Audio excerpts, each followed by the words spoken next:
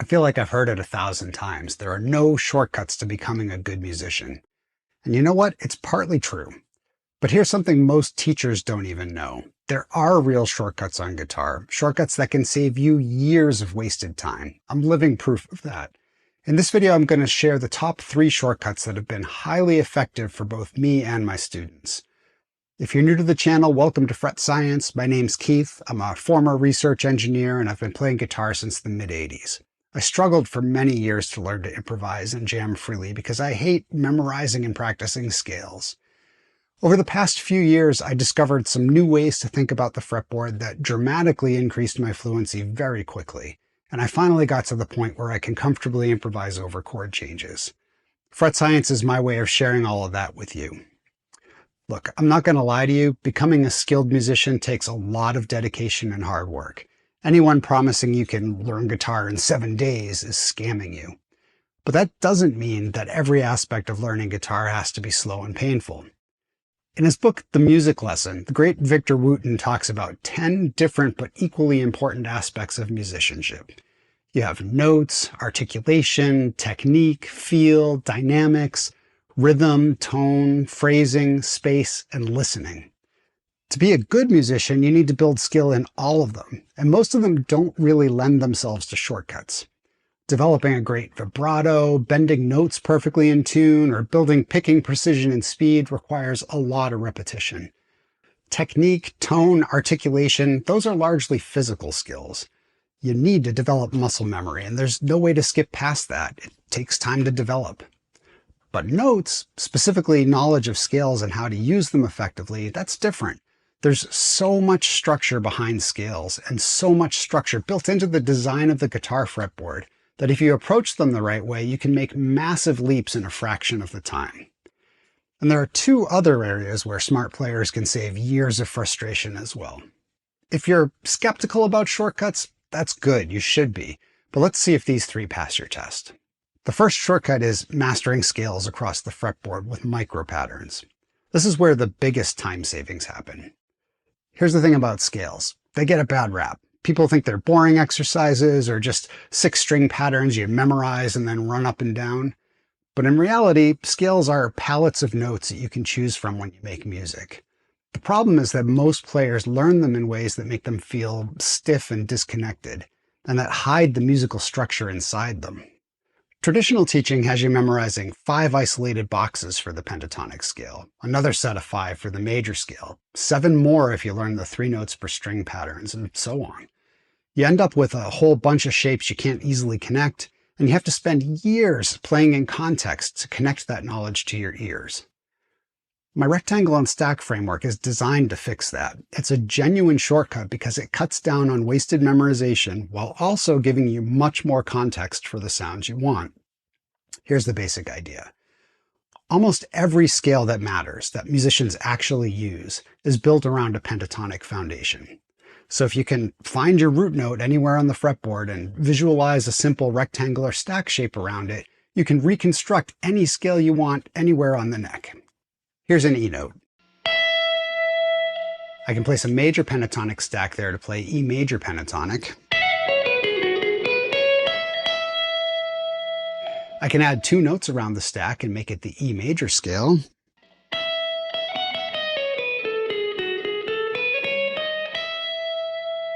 I can move one of them to make E mixolydian.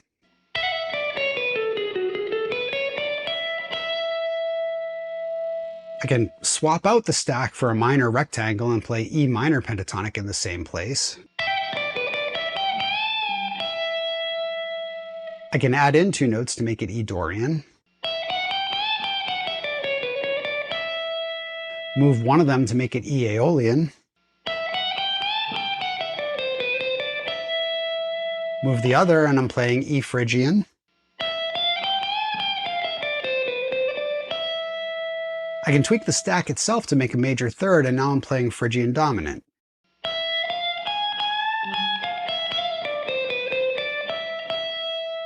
And if you need the full scale patterns, these smaller patterns are easy to connect together. Every one of the scale patterns you saw on screen earlier is easy to build on the fly out of rectangles and stacks. And it's not just connecting shapes, you're seeing the intervals inside the scale. That gives you clues about which notes will sound good before you even play them. Instead of mindlessly running scales, you're actually learning to target the sounds you want. Knowing the intervals inside the scale is the fast track to training your ear. It's an instant feedback loop of, I'm looking for a specific sound.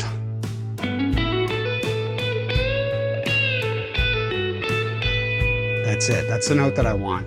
And I know that that's the ninth. Associating sounds with intervals is what trains you to know how to find the sounds you hear in your head on the fretboard.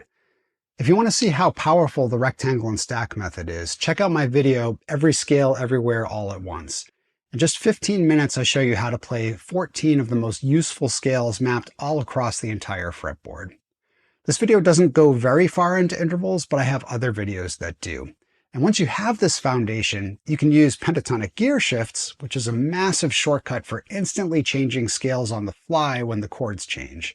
It makes it incredibly easy to find the right target notes even in complex chord progressions. It's true that these shortcuts don't mean zero practice, but they do mean that your practice pays off way faster. You can learn all your scales in a day and then start using them to build musical intuition and develop your ears in months instead of years. The second shortcut is using a little theory to turbocharge your vocabulary. This is another place where many players waste years. They collect licks the way that some people collect baseball cards. But being able to play a lick is only one part of the equation. Good players don't improvise by stringing together licks from other people's solos.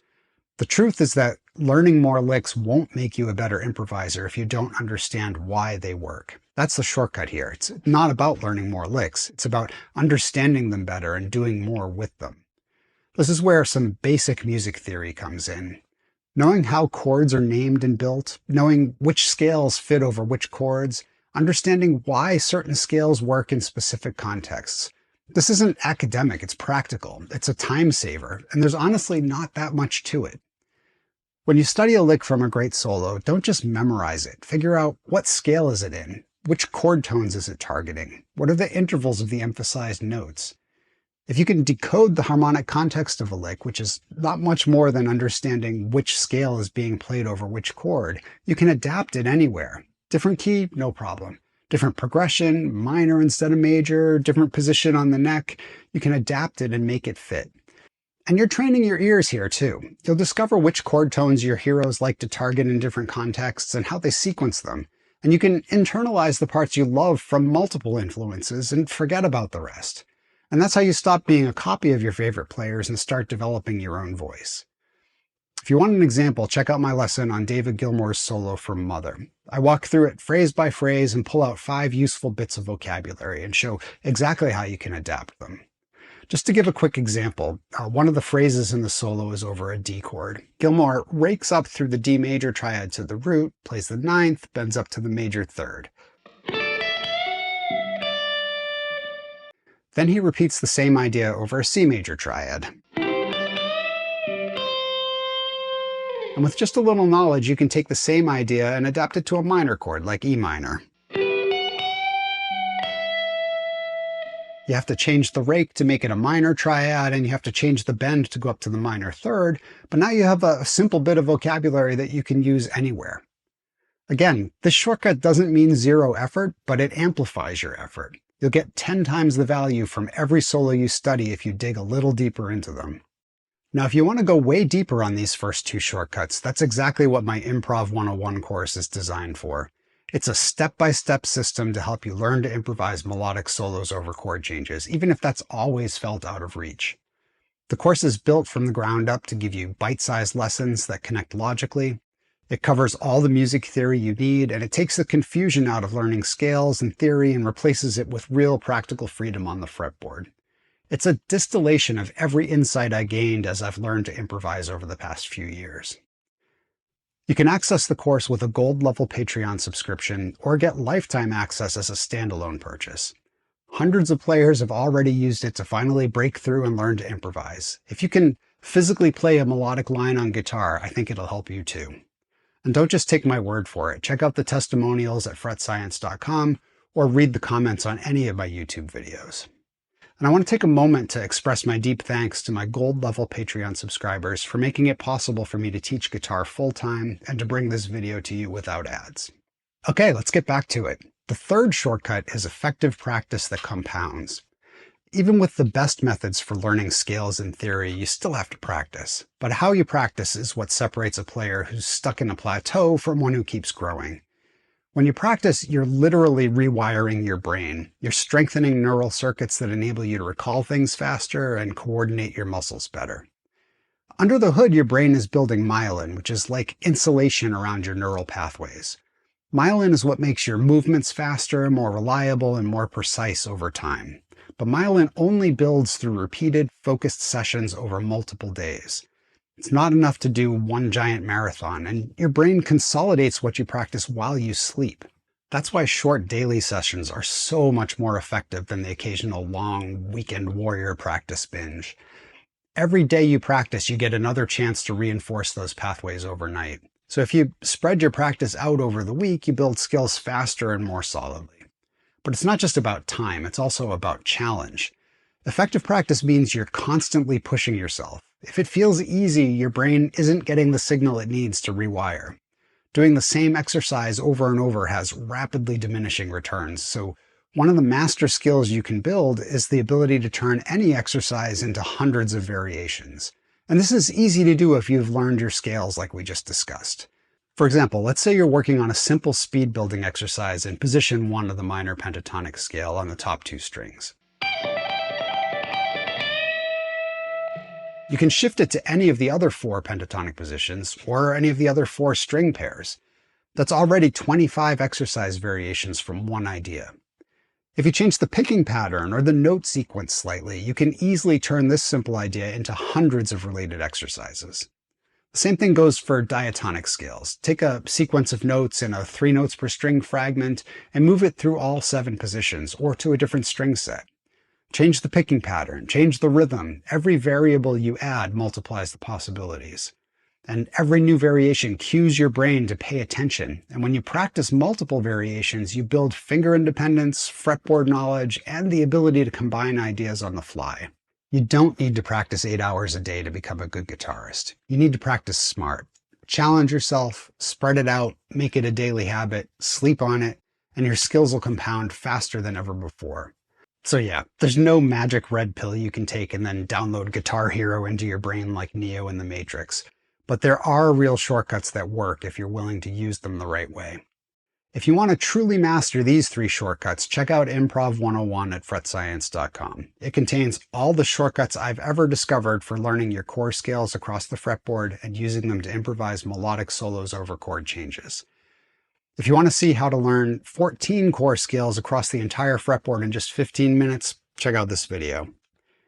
If you found this video helpful, please hit the like button, subscribe, and let me know in the comments what other shortcuts you've seen that actually work. Thanks for watching. Now go practice and make it count.